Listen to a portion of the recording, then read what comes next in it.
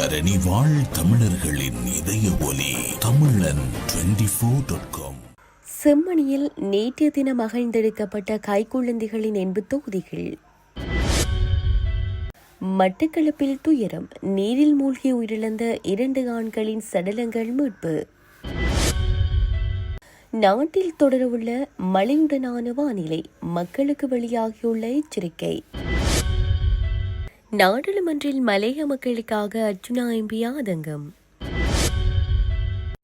40 நாடுகளுக்கு 30 நாட்கள் இலவச விசா, சுற்றுலாத்துறையை மேம்படுத்த அதிரடி திட்டம். தையிட்டி விஹாரி பகுதியை பார்வையிட்ட யாழ் ஆயர். தொடர்பென விரிவான செய்திகள். செம்மணி சித்துப்பாத்தி மனித புதைகுழி அகழ்வு பணிகள் நேற்றைய தினம் யாழ்ப்பாண நீதவான் நீதிமன்ற நீதவான் எஸ் லெனின்குமார் முன்னிலையில் நடைபெற்றது. நேற்றுடன் 259 மனித எலும்பு தொகுதிகள் அடையாளம் காணப்பட்டுள்ளன. அவற்றுள் 254 எலும்பு எச்சங்கள் துப்புரவாக்கப்பட்டு அடையாளமிடப்பட்டு அகழ்ந்தெடுக்கப்பட்டு நீதிமன்றத்தின் கட்டுக்காவலில் ஒப்படைக்கப்பட்டிருக்கிறது. ஏற்கனவே வடமேற்கு பகுதியாக அகழ்வு பணிகள் ஆரம்பிக்கப்பட்ட நிலையில் சில எண்பு தொகுதிகளின் இருப்புகள் அடையாளம் காணப்பட்டிருப்பதால் எத்தனை எண்பு தொகுதிகள் எந்தவிதமான நிலையில் காணப்படுகின்றது என்பது சுத்தப்படுத்தப்பட்ட பின்னரே முழுமையாக தெளிவாக கூற முடியும். அந்த அடிப்படையில் இந்த அகழ்வு பணிகள் தொடர்ந்து இடம்பெறும். தற்போது அகழ்ந்தெடுக்கப்படும் எண்பு தொகுதிகள் சிறுவர்களுடைய எண்பு தொகுதிகளாக இனம் காணப்பட்டுள்ளன. அதிலும் குறிப்பாக கைக்குழந்தைகளின் எண்பு தொகுதிகள் நேற்று 2 அகழ்ந்தெடுக்கப்பட்டன. மேலும் அடையாளம் காணப்பட்டுள்ளவையும் சிறிய குழந்தைகளின் எண்பு தொகுதிகளாக தென்படுகின்றன. அகழ்வின் போது தொல்லியல் பேராசிரியர் ராஜோமதேவ தலைமையிலான குழுவினர், சட்ட வைத்திய அதிகாரி செல்லையா பிரணவன், குற்றப்புலனாய்வு திணைக்கள அதிகாரிகள், சட்டத்திறனிகள், துறைசார் நிபுணர்கள் பங்கேற்றனர். மட்டக்களப்பு வாவியில் நீரில் மூழ்கி உயிரிழந்த நிலையில் இனம் தெரியாத 2 ஆண்கள் சடலமாக கரையொதுங்கிய நிலையில் நேற்று வியாழக்கிழமை மாலை 5 மணிக்கு மீட்கப்பட்டுள்ளதாக மட்டு தலைமையக காவல்துறையினர் தெரிவித்தனர். மட்டக்களப்பு தலைமையக காவல்துறை பிரிவில் உள்ள சின்ன உப்போடை பகுதியில் உள்ள வாவியில் 2 சடலம் மிதந்து கரை ஒதுங்கிய நிலையில் இருப்பதை சம்பவ தினமான நேற்று மாலை 5 மணிக்கு கண்ட அப்பகுதி மக்கள் காவல்துறைக்கு அறிவித்தனர். இதனையடுத்து சம்பவ இடத்திற்கு சென்ற காவல்துறையினர் மற்றும் தடயவியல் பிரிவு காவல்துறையினர் வரவழைக்கப்பட்டு நீரில் மூழ்கி இருக்கும் 2 ஆண்களது சடலங்களை மீட்டனர். அதேவேளை நீதிமன்ற அனுமதியை பெற்று சடலத்தை பிரேத பரிசோதனைக்காக வைத்தியசாலையில் ஒப்படைப்பதற்கான நடவடிக்கையை காவல்துறையினர் முன்னெடுத்து வருகின்றனர். இது தொடர்பான மேலதிக விசாரணைகளை மட்ட தலைமையக காவல்துறையினர் மேற்கொண்டு வருகின்றனர். இலங்கைக்கு மேலாக வளிமண்டலத்தின் கீழ் மட்டத்தில் காணப்படுகின்ற தளம்பல் நிலை காரணமாக நாடு முழுவதிலும் நிலவுகின்ற மழையுடனான வானிலை அடுத்து வரும் சில தினங்களுக்கு தொடரக்கூடும் என எதிர்பார்க்கப்படுகிறது. நாட்டின் பெரும்பாலான இடங்களில் பிற்பகல் 1 மணிக்கு பின்னர் மழை அல்லது இடியுடன் கூடிய மழை பெய்யக்கூடும். மத்திய சப்ரஹமுவா, மேல், வடமேல் மற்றும் உவா மாகாணங்களின் சில இடங்களிலும் அத்துடன் காலி மற்றும் மாத்தறை மாவட்டங்களின் சில இடங்களிலும் 100 மில்லிமீட்டரிலும் அதிக பலத்த மழை பெய்யக்கூடும் என எதிர்வு கூறப்பட்டுள்ளது. வடக்கு மற்றும் கிழக்கு மாகாணங்களின் காலை வேளையிலும் மழை பெய்யக்கூடும் என தெரிவிக்கப்படுகிறது.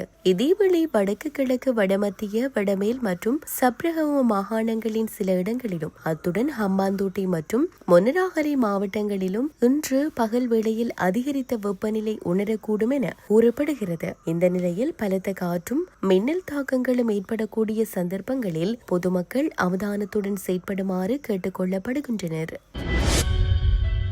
மலைய மக்களுக்காக 1 நிமிடம் கொடுக்க முடியாவிட்டால் எதற்கு இந்த சபையும் ஆளும் கட்சியும் என நாடாளுமன்ற உறுப்பினர் ராமநாதன் அர்ச்சுனா நாடாளுமன்றத்தில் கேள்வி எழுப்பியுள்ளார்.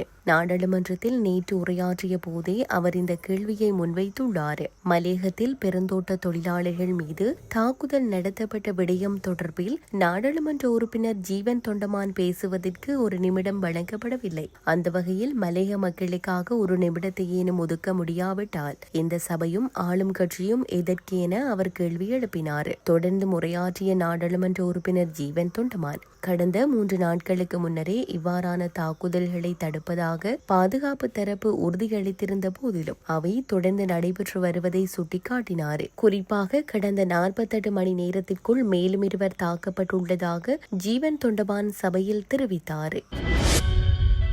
நாட்டின் சுற்றுலாத்துறையை மேம்படுத்தும் நோக்கில் உலகின் 40 நாடுகளை சேர்ந்த பிரஜைகளுக்கு இலவச விசா வழங்கும் நடைமுறைக்கான விதிமுறைகளுக்கு நாடாளுமன்றம் நேற்று அங்கீகாரம் வழங்கியுள்ளது. குடிவரவு மற்றும் குடியகழ்வு சட்டத்தின் கீழ் கொண்டுவரப்பட்டுள்ள இந்த புதிய திருத்தங்கள் குறித்து பொது பாதுகாப்பு மற்றும் நாடாளுமன்ற விவகார அமைச்சர் ஆனந்த் விஜயபால சபையில் விளக்கம் அளித்தார். புதிய விதிமுறைகளின்படி தெரிவு செய்யப்பட்ட 40 நாடுகளின் சுற்றுலா பயணிகள் 30 நாட்கள் தங்கி இருப்பதற்கான இலவச விசாவை பெற்றுக்கொள்ள முடியும். இதற்கு முன்னர் China, India, Indonesia, Japan, Malaysia, Russia மற்றும் தாய்லாந்து ஆகிய 7 நாடுகளுக்கு மட்டுமே இந்த வசதி வழங்கப்பட்டிருந்தது. இந்த திட்டத்தின் கீழ் பிரித்தானியா, America, Canada, Australia, New Zealand, Austria, Belarus, Belgium, செக் குடியரசு, Denmark, Finland, France, Germany, Italy, Netherlands, Norway, Poland, Spain, Sweden, Switzerland, Bahrain, Iran,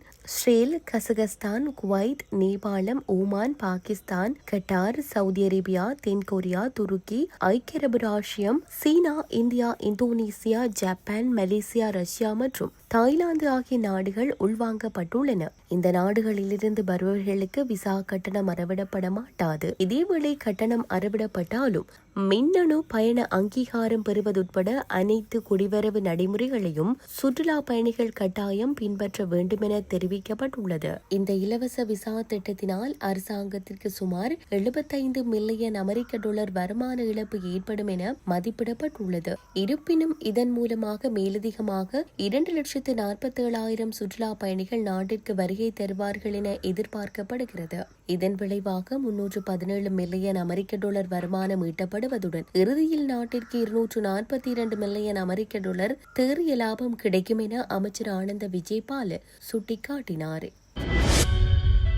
Yazhpanam தையட்டி பகுதியில் தமிழ் மக்களின் காணிகளை ஆக்கிரமித்து சட்டவிரோதமாக அமைக்கப்பட்டுள்ளதாக கூறப்படும் விகாரி பகுதியை யாழ் மறை மாவட்ட ஆயர் கலாநிதி ஜஸ்டின் பேனாட் ஞானபிரகாசம் ஆண்டகை நேற்று முன்தினம் மாலை சென்று பார்வையிட்டுள்ளார்.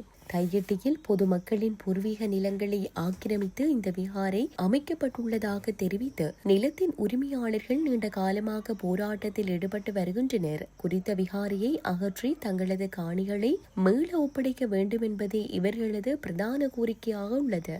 நிலத்தை விடுவிப்பதற்கான முதற்கட்டமாக காணி அளவீட்டு பணிகளை முன்னெடுக்க மாவட்ட நிர்வாகம் பலமுறை முயற்சித்தது. எனினும் அதிகாரிகளின் செயற்பாடுகளில் நம்பிக்கை இல்லை என தெரிவித்து நில உரிமையாளர்கள் எதிர்ப்பு வெளியிட்டதால் அளவீட்டு பணிகள் இடைநிறுத்தப்பட்டன. இதனால் அப்பகுதியில் தொடர்ந்தும் பதற்றமான சூழலே காணப்படுகிறது.